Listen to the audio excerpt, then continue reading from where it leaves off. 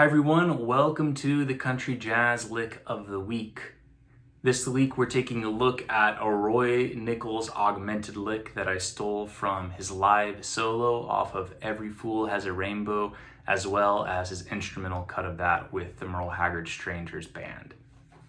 So to start off, we need to first talk about what an augmented triad is.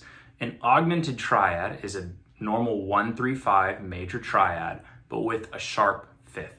So we're in the key of A. I'm working from the 5 chord, the E. We're going to be out of this C chord shape here. So I have E, G sharp, B, and E. So all I have to do is raise this B up to a C or B sharp, and I get the augmented sound.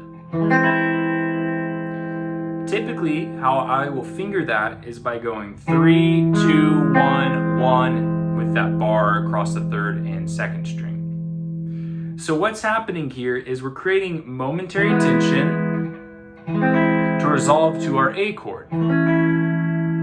So if we look at how things are resolving, the E stays the same. The E is the 5th of the A. The G sharp goes up to the A. The C goes up to the C sharp. The E stays the same. And then if we're having that next octave, the G sharp goes up to the A. So we have this nice tension and resolution. Okay, so typically what Roy will do is just slowly kind of work up and milk this triad. So what I did was I just started going, and then to keep kind of in that Roy vein, I bent the C note, that sharp 5, up to the C sharp, the major 3rd of A. That's something you'll hear him do all over his playing. Augmented triad aside, he likes to take a bend a half step below his target note he's going for. This is probably something he picked up from Django Reinhardt. So we have this. Then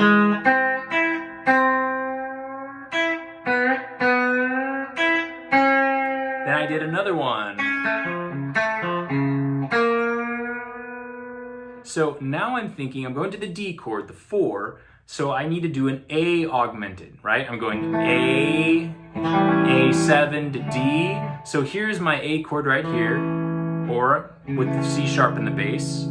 So I got to find my 5th, right? A, C sharp, E. So the E needs to become an E sharp or an F natural. So I have C sharp, A, E, bump that up 1 half step. So that is my augmented triad. Put in the C sharp, have a little more bass. So a pattern that he would do, and one that Red Volkart has picked up on and uses all over his playing, is coming down in this pattern of groups of 3 down. So 2nd, 3rd, 4th, and then you go up to the 3rd, 4th, 5th. And that's resolving us right in to this D chord, or in my case, I did a D6. So I was targeting this B note, so I bent it up a half step, okay? So I have this kind of bending where I'm going,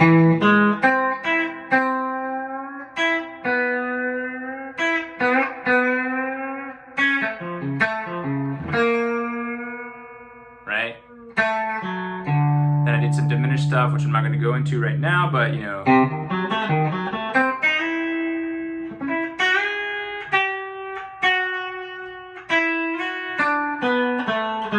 We're at the E,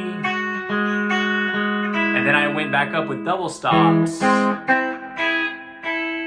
which is what he does in the instrumental version. So we're just taking that augmented chord now, but we're doing 2 notes at a time. So I'm doing the 5th and 4th, the 4th and 3rd, the 3rd and 2nd, then adjusting my fingers to resolve into this A triad right here. So that's another great way of kind of embellishing the lick itself, is doing it in double stops. You can do it backwards.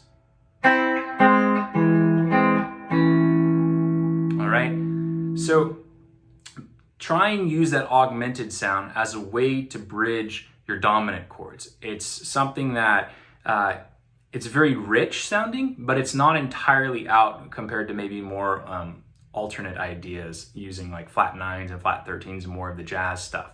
This is one that you hear a lot in swing, and you also just hear it in kind of everyday pop songs. So the Beatles will use it, for instance.